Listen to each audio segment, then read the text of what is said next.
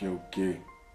Salam à tous les frères et sœurs, Killuminati, à tous les pères et mères, Killuminati, à ceux qui ne sont pas encore Killuminati. Nous espérons que vous rejoindrez ce combat, car on est dans une guerre spirituelle, énergétique, contre l'ennemi, Satan et ses alliés. Alors mes frères et sœurs, je vous fais cette vidéo pour parler de la religion de Dieu. Car si nous avons l'amour de Dieu dans notre cœur, nous devons connaître sa religion, nous devons connaître quel chemin suivre. Alors mes frères et sœurs, déjà pour commencer, j'aimerais vous dire une chose. Toute personne qui est en quête de spiritualité, qui est en quête de vérité, qui est en quête du chemin de Dieu, ne doit pas être orgueilleux, ne doit pas être arrogant, ne doit pas être sur l'ego. Alors je vous demande, mes frères et sœurs, nos pères et mères, peu importe votre âge, peu importe l'âge que vous avez, même si vous avez 50 ans, même si vous avez 10 ans, même si vous avez 80 ans, c'est pas ça qui compte. Là maintenant, je vous demande juste de laisser l'ego de côté, de laisser l'arrogance, l'orgueil de côté et de sortir l'esprit d'analyse, l'esprit de discernement, s'il vous plaît. J'aimerais que vous analysez tout ce qu'on va dire, tout ce qu'on va se dire dans cette vidéo et qu'on cherche le chemin de la vérité ensemble, mes frères et sœurs. Alors, j'aimerais vous parler de Jésus et de tous les prophètes, les messagers de Dieu. Moi, je dis que tous les messagers de Dieu ont prêché l'islam, étaient musulmans. Pourquoi? Parce que on va se remettre dans le contexte, mes frères et sœurs. Déjà, je vais vous expliquer, on va définir les termes. Que veut dire islam? Islam veut dire soumission naturelle à la volonté de Dieu. Soumission naturelle à la volonté de Dieu. C'est ce que ça veut dire islam. Et islam est un dérivé de Dieu qui est salam, paix. Dieu est paix. Ensuite, le mot musulman. Que veut dire le mot musulman?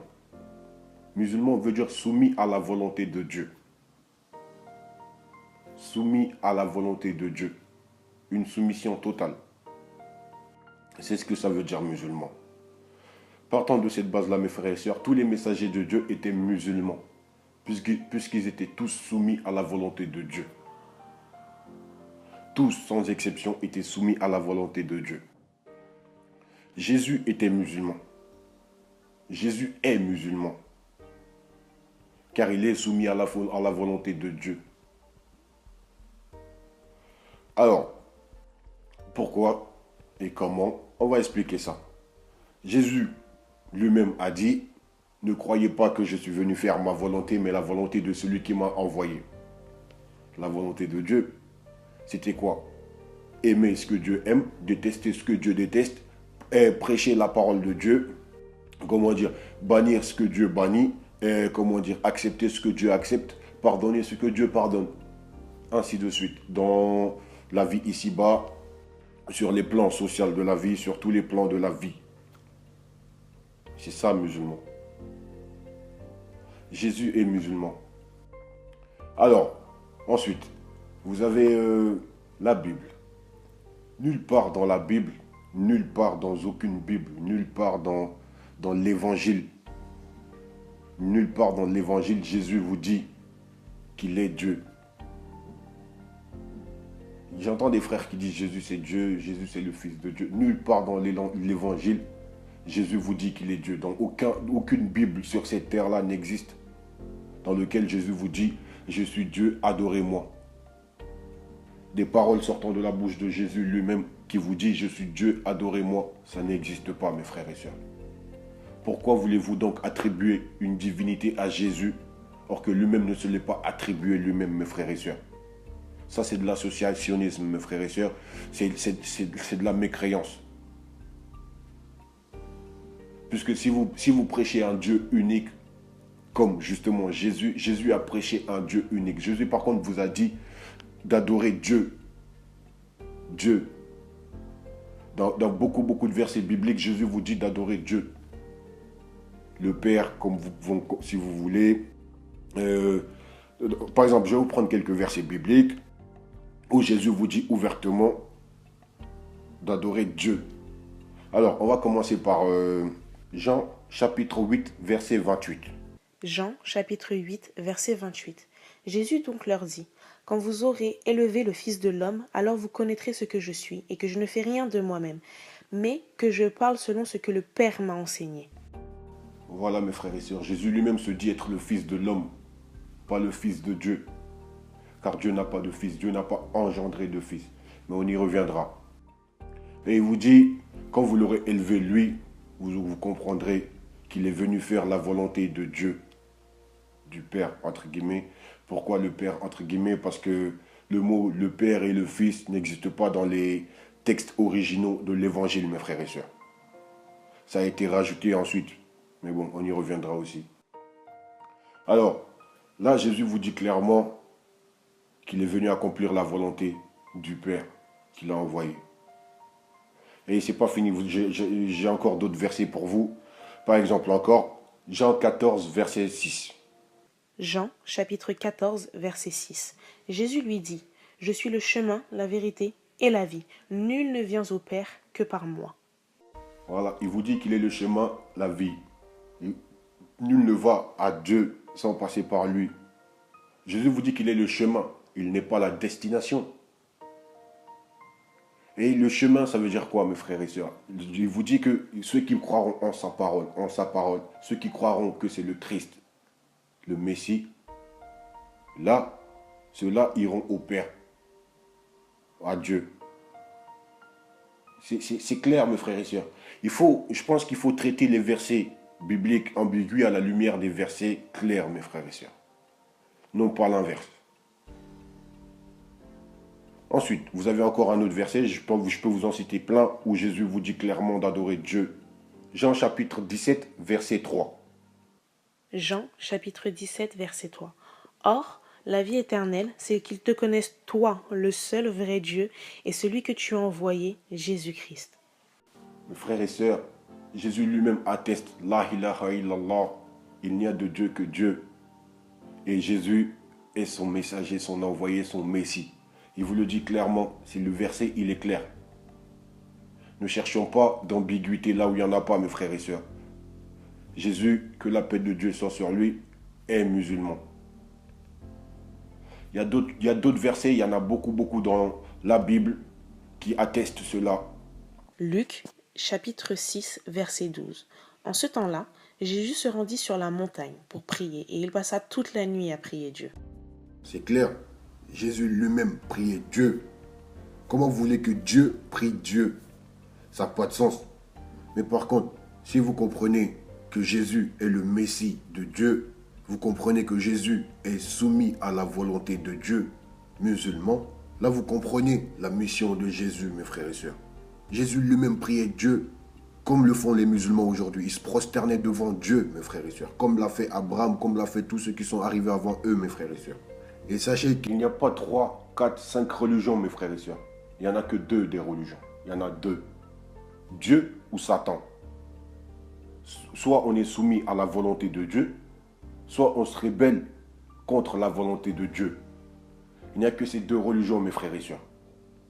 Jésus a prêché l'islam. Jésus a enseigné l'islam. L'islam, c'est-à-dire la soumission à la volonté de Dieu. Vous pouvez retrouver ça dans Matthieu chapitre 7, verset 21. Matthieu chapitre 7, verset 21. Ceux qui me disent « Seigneur, Seigneur » n'entreront pas tous dans le royaume des cieux, mais celui-là seul qui a fait la volonté de mon Père qui est dans les cieux. Je pense que c'est clair. La religion de Dieu ne peut pas porter le nom de sa création ni de sa créature, mes frères et sœurs. Mais la religion de l'homme porte le nom de l'homme ou de sa création. C'est-à-dire, le judaïsme descend de Judas, le bouddhisme descend de Bouddha, le shintoïsme descend de Shinto, le christianisme descend du Christ. Mais l'islam ne rentre pas dans ces cadres, mes frères et sœurs. L'islam porte un attribut de Dieu lui-même, qui est paix, salam. Dieu est paix, Dieu est amour, Dieu est unique. Dieu est pardonneur. Dieu est miséricordieux. Jésus a prêché la soumission à Dieu. Jésus n'a pas prêché le christianisme, mes frères et sœurs, puisque Jésus lui-même ne connaissait pas le mot chrétien. Le mot chrétien n'existait pas à l'époque de Jésus. Le christianisme a été inventé des années, 300 ans après la venue de Jésus, après que Jésus soit passé. Et les premiers apôtres de Jésus qui ont été appelés des chrétiens, ont été appelés des chrétiens par des païens. C'est des païens qui ont donné cette appellation aux apôtres de Jésus. À Antioche, c'était les adorateurs de la déesse Astarté, une divinité païenne. C'est eux qui ont donné ce nom aux apôtres de Jésus, les chrétiens. Il y a un verset biblique qui le certifie, le verset Actes des Apôtres, chapitre 11, verset 26. Actes des Apôtres, chapitre 11, verset 26.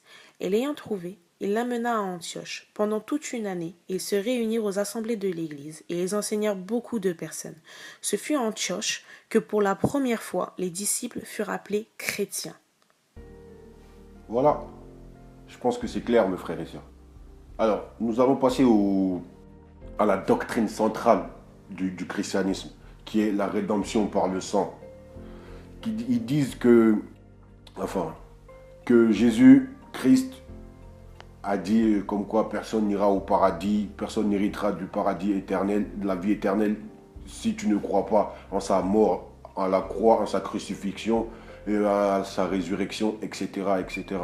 Et qu'il a versé son sang pour racheter les péchés de l'homme. Mes frères et sœurs, clairement parlant, ce truc-là est d'origine satanique, mes frères et sœurs. C'est des enseignements de la Kabbale. C'est des enseignements kabbalistiques.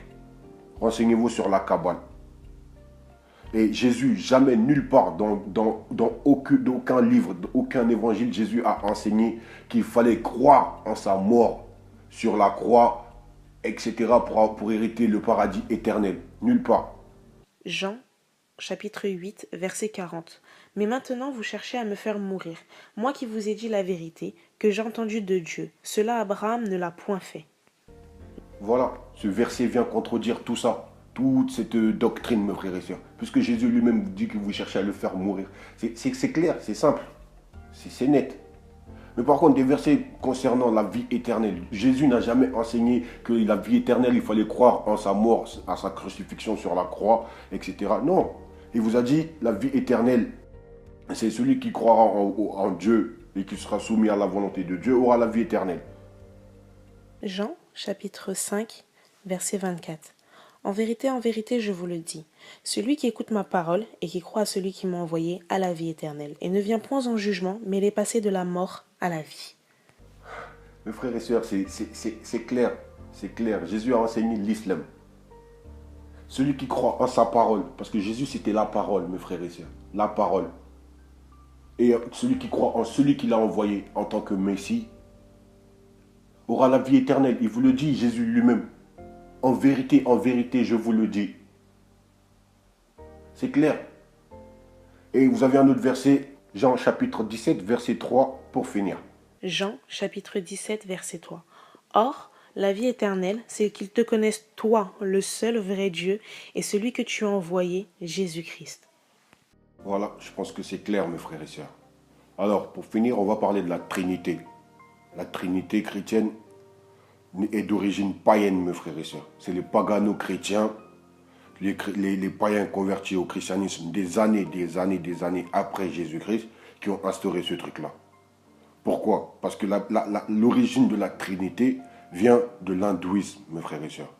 Dans l'hindouisme, ils adoraient 3 dieux en même temps, qui s'appelaient Brahma, Shiva et Vishnu. C'était les 3 dieux de la Trinité hindouiste. Et le christianisme, Jésus lui-même n'a pas enseigné la Trinité, puisqu'il dit mon Père et moi, nous faisons un, nous ne faisons qu'un. En gros, Dieu et moi, nous faisons qu'un. Pourquoi? Parce que c'était la parole de Dieu qui véhiculait. Il ne dit pas nous faisons 3, il dit nous faisons un. Voilà, donc la Trinité, je pense que juste avec ce verset biblique, elle est balayée, mes frères et sœurs. Il y a beaucoup de choses qui ont été rajoutées dans la Bible par des pagano chrétiens, mes frères et sœurs, par des païens convertis au christianisme. Tout ça, je pense que ça a un sens, ça mène les gens à quelque part. Bref, je vais vous mettre des liens d'un débat entre chrétiens, des frères chrétiens et des frères musulmans. C'est très intéressant pour ceux qui sont en quête de vérité. Et j'espère que cette vidéo vous aura aidé à vous soumettre à la volonté de Dieu, à devenir musulmans, mes frères et sœurs. Car tous les messagers de Dieu sont musulmans. Soyez musulmans, mes frères et sœurs, soyez soumis à la volonté de Dieu. Embrassez l'islam, car c'est le chemin, la continuité dans la volonté du Très-Haut. Sur ce, je vous dis à très bientôt. Je vous ferai peut-être quelques autres vidéos, si besoin, sur ce sujet-là. Salam alaikum. Que la paix de Dieu soit avec vous, mes frères et sœurs.